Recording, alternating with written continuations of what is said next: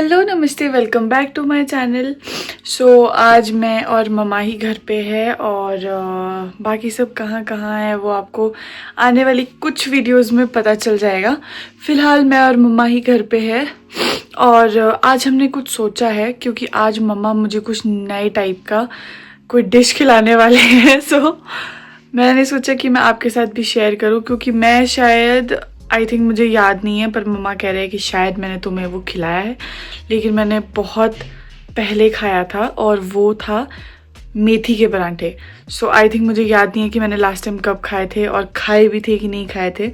सो आज मैं बताऊंगी कि मम्मा कैसे मेथी के परांठे बनाते हैं, और क्योंकि ये बहुत रेयरली हमारे घर पे बना, सो मैंने सोचा कि मैं रेसिपी आपके साथ भी शेयर करूँ और शेयर करूँ कि वो कैसे कैसे बनाते हैं।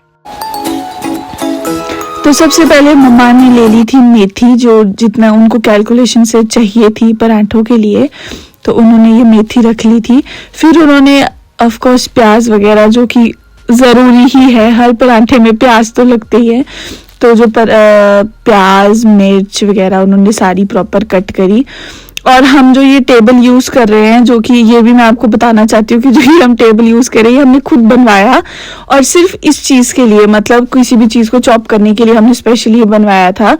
और ये इसमें ना काटना बहुत इजी हो जाता है, तो अच्छी तरीके से कट होता है सारी चीज़ें, जितनी भी हम सब्जी वगैरह के लिए भी ये यूज़ करते हैं। और ये सारी चीज़ें हम मतलब ये यूज़ करते हैं। So back to paratha. फिर मम्मा ने आटा लिया और आटे में जो जितने मसाले थे जो मम्मा को यूज़ करने थे, नमक मिर्च धनिया पाउडर जीरा पाउडर, सब कुछ इसमें डाल दिया था। और फिर उन्होंने जो मेथी थी वो भी आटे में ही मिक्स कर दी। वैसे अगर आप चाहो तो उसको एज ए जैसे आलू की फिलिंग होती है वैसे भी आप इसको यूज़ कर सकते हो, लेकिन अगर आपको ऐसे मतलब इजीली बनाने हैं कोई भी पराठे तो आप इस चीज़ को भी यूज़ कर सकते हो, इस रेसिपी को भी।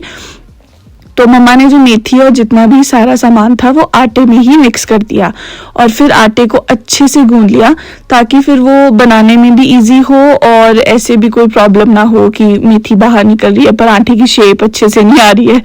तो इसमें जो पराठे का बनाने का सिस्टम रहता है वो ज़्यादा इजी हो जाता है।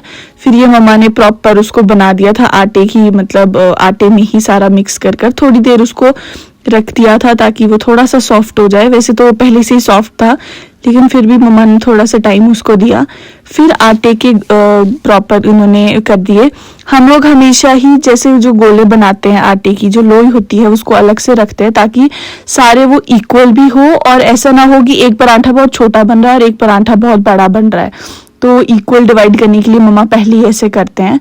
और फिर देखो ये जो पराठा है वो इजीली बन गया, और इसमें ऐसा कुछ नहीं हुआ कि पराठे की शेप अच्छे से नहीं आ रही है। और स्टार्टिंग का जो एक पराठा था उसमें थोड़ी सी खराब हो गई थी हालत मम्मा की, पर बाद के जो पराठे थे वो बिल्कुल गोल थे और बहुत अच्छे से बन रहे थे और ज़्यादा ख़राब भी नहीं थे कि हाँ चलो मतलब उसकी शेप गलत है। वैसे शेप से लेना क्या है, वैसे तो खाना ही, लेकिन फिर भी पराठे अच्छे होने चाहिए। और फिर जब पराठे हम बनाते हैं और हमें चाय तो मतलब ज़रूरी चाहिए ही होती है, वो तो कंपलसरी होनी चाहिए। तो मम्मा साथ में पराठे बना रहे थे तो मैंने सोचा कि मैं चाय बना देती हूँ, तो फिर हमने चाय बनाई। और वैसे भी घर पे बोलते हैं कि मैं सबसे अच्छी चाय बनाती हूँ, तो ऑफ कोर्स मम्मा ने मेरे को इस काम पे लगा दिया था कि चल अब तू चाय बना दे। और आजकल ठंडी ठंडी सी रहती है तो अदरक वाली चाय आहा मज़ा आ जाता है। तो मैं तो हमेशा अदरक डालकर प्रॉपर चाय बनाती हूँ। और तब तक जब तक मेरी चाय बन रही थी तब तक मम्मा के पराठे भी बिल्कुल अच्छे से बन गए थे। और वैसे भी हम दो ही थे तो ज़्यादा पराठे बनने भी नहीं थे, हम दो के गुजारे के लिए ही पराठे बन रहे थे। तो बस फिर ये जो चाय है वो भी प्रॉपर हो गई। और फिर मैंने हम दोनों की प्लेटिंग करी, तो दोनों के लिए चाय दही और अचार मैंने सर्व किया, और इतने टेस्टी बने थे ये। वैसे तो बिल्कुल भी मतलब इसमें जो मेथी का टेस्ट आ रहा था वो बहुत अच्छा लग रहा था, पर ऐसे नहीं था कि कुछ नया, मतलब कुछ ऐसे टेस्ट में कड़वा, मुझे लगा था कि मेथी के पराठे कड़वे होंगे, बट ये बहुत टेस्टी थे। Thank you for watching.